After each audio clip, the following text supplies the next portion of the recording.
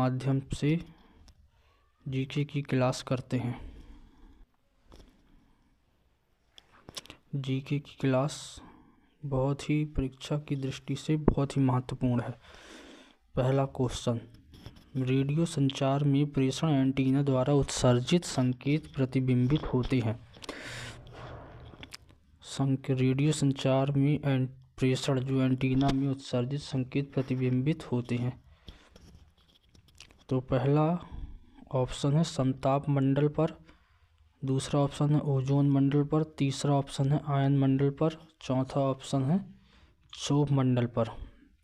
तो आपका सही आंसर होगा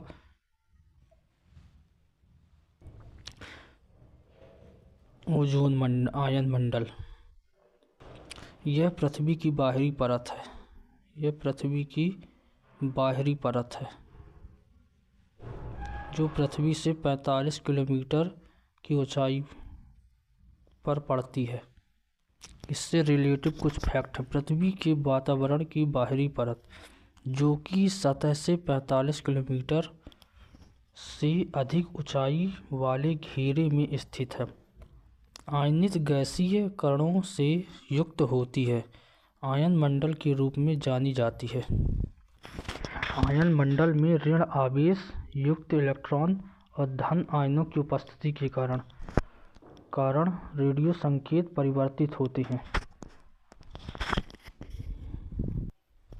आयन मंडल में ऋण आवेश भी होता है और धन आवेश युक्त इलेक्ट्रॉन भी पाए जाते हैं, जिसके कारण वहां उपस्थित सैटेलाइट से जो रेडिएशन निकलती हैं या संकेत निकलते हैं, वे ऋण आवेश और धन आवेश के कारण परिवर्तित होकर आपके डिश टीवी या डिश एंटीना में आते हैं।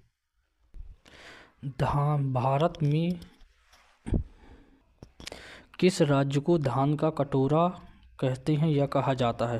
पहला ऑप्शन है केरल, दूसरा ऑप्शन है कर्नाटक, तीसरा ऑप्शन है आंध्र प्रदेश, चौथा ऑप्शन है तमिलनाडु। यह इम्पोर्टेंट प्रश्न है। ये एसएससी मल्टीटास्किंग 2013 में पूछा गया है। सही आंसर है आंध्र प्रदेश। आंध्र प्रदेश राज्य को धान का कटोरा भी कहा जाता है। यहाँ धान की पैदावार अधिक होती है।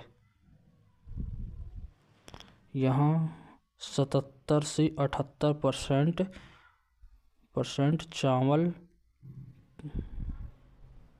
चावल पैदा होता है। निम्नलिखित में से कौन सा युग्म सही नहीं है?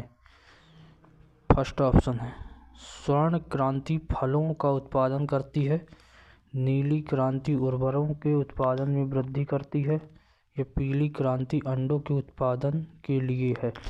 इनमें से गलत युग्म बताना है। तो नीली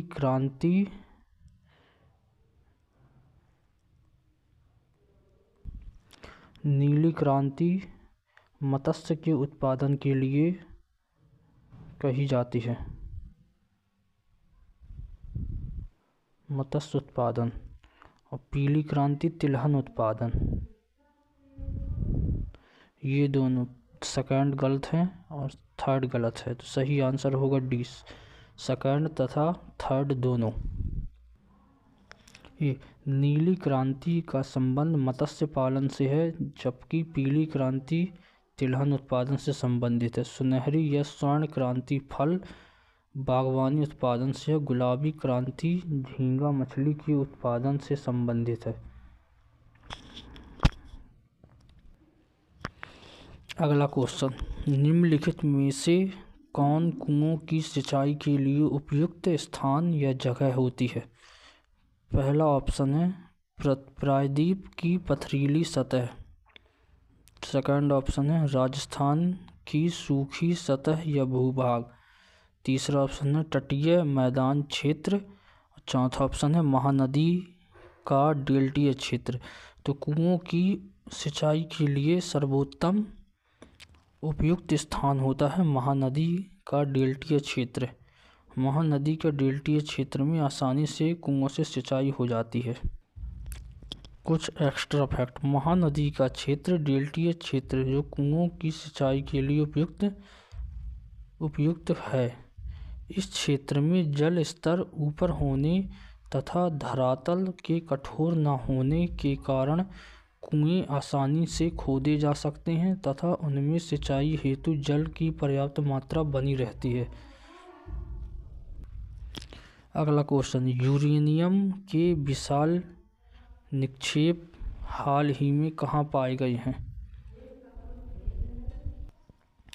पहला ऑप्शन है आंध्र प्रदेश, दूसरा ऑप्शन है कर्नाटक में, तीसरा ऑप्शन है केरल में, चौथा ऑप्शन है तमिलनाडु में। तो सही उत्तर है कर्नाटक क्षेत्र में यूरेनियम के विशाल भंडार पाए गए हैं। जुलाई 2009 में यूरेनियम का सबसे बड़ा निक्षेप गोगी भंडार गोगी कर्नाटक राज्य में खोजा गया था। वर्ष 2011 में आंध्र प्रदेश के तुमलापल्ली में यूरेनियम का सबसे बड़ा भंडार खोजा गया था। अगला क्वेश्चन, रेडियो तरंगों के संचरण के लिए प्रयुक्त वायुमंडल का स्तर होता है।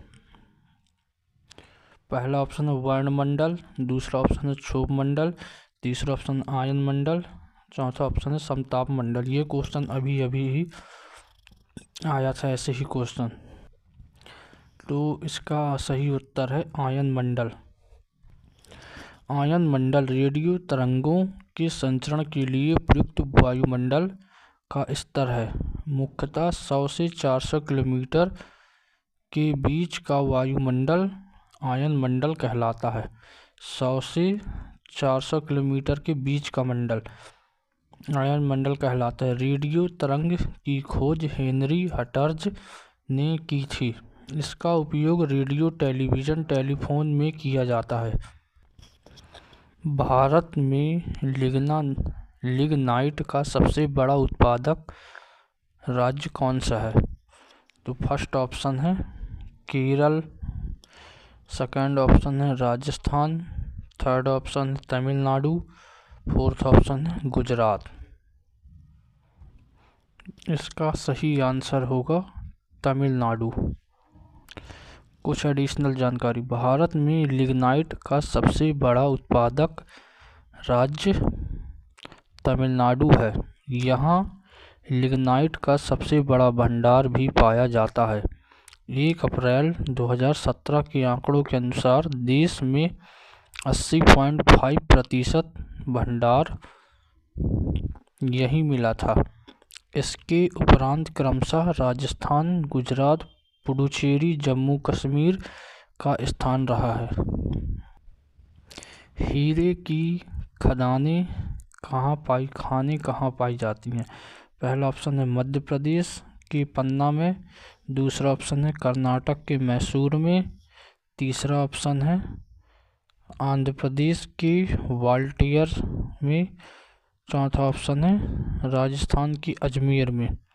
यह परीक्षा भी मैट्रिक स्थानीय मतलब CHSL में पूछा गया है। ये प्रश्न IMP है परीक्षा के दृष्टिकोण से। सही ऑप्शन होगा पन्ना, मध्य प्रदेश के पन्ना में हीरे की सबसे अधिक खदानें पाई जाती हैं। 1921 नरेंद्र मंडल या चैम्बर ऑफ प्रिंसेस किसके द्वारा आरंभ किया गया था? पहला ऑप्शन है लॉर्ड कर्जन, दूसरा ऑप्शन है लॉर्ड वेलेस्ली, तीसरा ऑप्शन है ड्यूक ऑफ कैनॉट, चौथा ऑप्शन है ड्यूक ऑफ वेलिंगटन। सही उत्तर है ड्यूक ऑफ कैनॉट के द्वारा चैम्बर ऑफ प्रिंसेस स्टार्ट किया गया था। 1921 में नरेंद्र मंडल या chamber of princess Duke of cannot के द्वारा स्टार्ट किया गया था। मॉन्टेग्यू चेम्सफोर्ड सुधारों में इसका निश्चित सुझाव नरेंद्र मंडल के रूप में किया गया और फरवरी 1921 में इसका विधिवत उद्घाटन भी किया गया। इस नरेंद्र मंडल ने प्रतिनिधित्व के लिए रियासतों को 3 श्रेणियों में बांटा। गैमेक्सेन का रासायनिक नाम क्या होता है? पहला ऑप्शन है टॉलुइन, दूसरा ऑप्शन है क्लोरोबेंजीन, तीसरा ऑप्शन है एनिलीन, चौथा ऑप्शन है बेंजीन हेक्साक्लोराइड।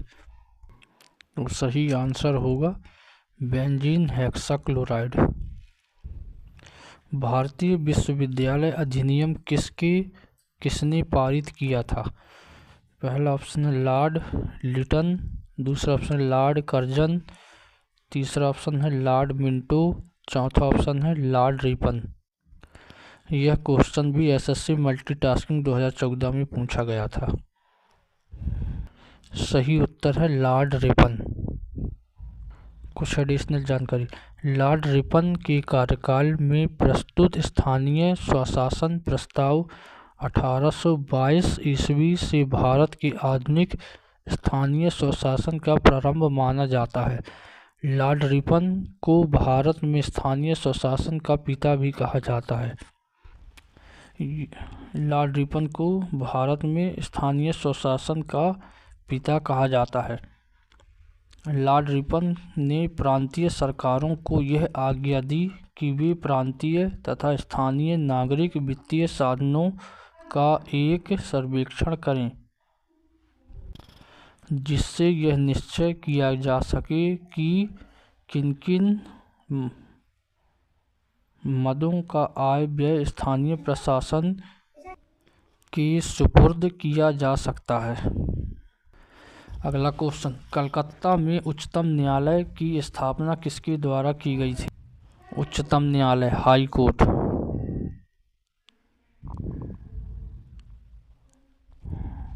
हाई कोर्ट की स्थापना किसने की थी?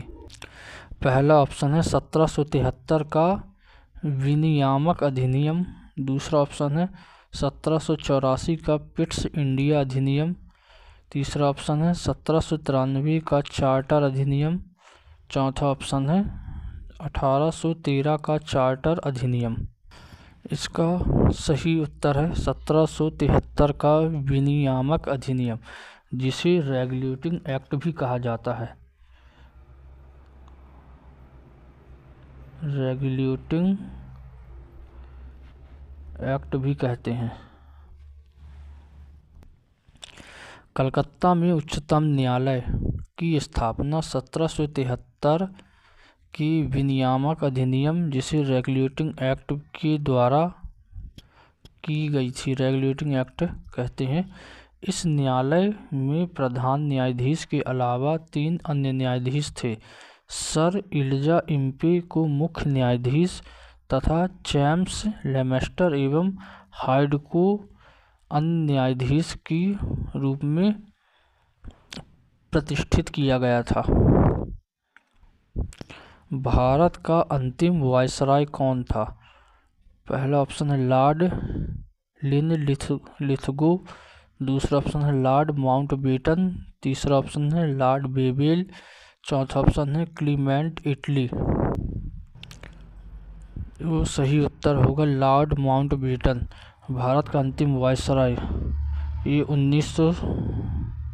1947 में अंतिम वायसराय लॉर्ड माउंटबेटन था। निम्नलिखित में से किन प्रजातियों का अस्तित्व खतरे में है? पहला ऑप्शन जंगली उल्लू, उल्लू नहीं उल्लू। दूसरा ऑप्शन है जिप्स बल्चर, तीसरा ऑप्शन है सफ़ेद पेट वाले बगुले, चौथा ऑप्शन है गंगा की डॉल्फिन। तो इसका सही उत्तर होगा सफ़ेद पेट वाले बगुले का अस्तित्व खतरे में है। सफ़ेद पेट वाले बगुले का वैज्ञानिक नाम ओडिसा इनसिग्निस है। इसे हाल ही में IUCN द्वारा अत्यंत खतरे की क्रिटिकल एंडेंजरमेंट में अस्तित्व वाली प्रजातियों की सूची में शामिल किया गया था। निम्नलिखित में से कौन सा सर्प विष रहित होता है? पहला ऑप्शन है नाग, दूसरा ऑप्शन है ड्रायोफिस, तीसरा ऑप्शन है इलेपस, चौथा ऑप्शन है अजगर। इसका सही उत्तर है अजगर। अजगर लगभग 6 मीटर लंबा और मोटा, भारी भरकम तथा विषहीन सांप होता है। यह भेड़, बकरी, गाय, हिरण को समूचा निगल जाता है। इसमें पश्चपादों का अवशेष पाए जाते हैं।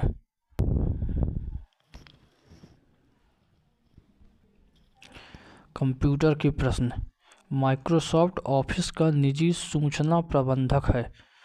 फर्स्ट ऑप्शन है आउटलुक, सेकंड है इंटरनेट एक्सप्लोरर, तीसरा ऑप्शन है ऑर्गेनाइजर, चौथा ऑप्शन है एक्सेस। सही आंसर है आउटलुक। माइक्रोसॉफ्ट ऑफिस का निजी सूचना प्रबंधक है। ऐसा तारों का समूह जिसके द्वारा कंप्यूटर एक भाग से डाटा उसके दूसरे भाग में प्रेषित किया जाता है कहलाता है। पहला ऑप्शन बस, दूसरा ऑप्शन ऐड ऑन कार्ड, तीसरा ऑप्शन है पोर्ट, चौथा ऑप्शन है चैनल। तो सही उत्तर है बस। तारों के समूह जिससे डाटा ट्रांसफ़र होता है या सिग्नल ट्रांसफ़र होते हैं उसे बस कहते हैं। बस एक हब की तरह काम करता है। यूएसबी संग्रह युक्ति का कौन सा प्रकार है? फर्स्ट ऑप्शन है तीसरा प्रकार, तृतीयक प्रकार, दूसरा ऑप्शन है द्वितीयक प्रकार, तीसरा ऑप्शन है फर्स्ट प्राथमिक और चौथा ऑप्शन है सहायक। इसका सही उत्तर होगा द्वितीयक प्रकार। यूएसबी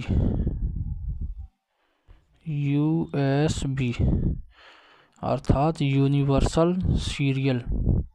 यूएसबी का फुल फॉर्म है यूनिवर्सल सीरियल बस। यह एक द्वितीयक सेकेंडरी प्रकार की संग्रह युक्ति है जो तेजी से डाटा विनिमय करने हेतु प्रयुक्त की जाती है। इनमें से कौन सी कंप्यूटर भाषा नहीं है? पहला ऑप्शन है फोर्ट्रॉन, दूसरा ऑप्शन है पास्कल, तीसरा ऑप्शन है कोबोल, चौथा ऑप्शन है अंग्रेजी इंग्लिश। तो इसका सही उत्तर होगा इंग्लिश।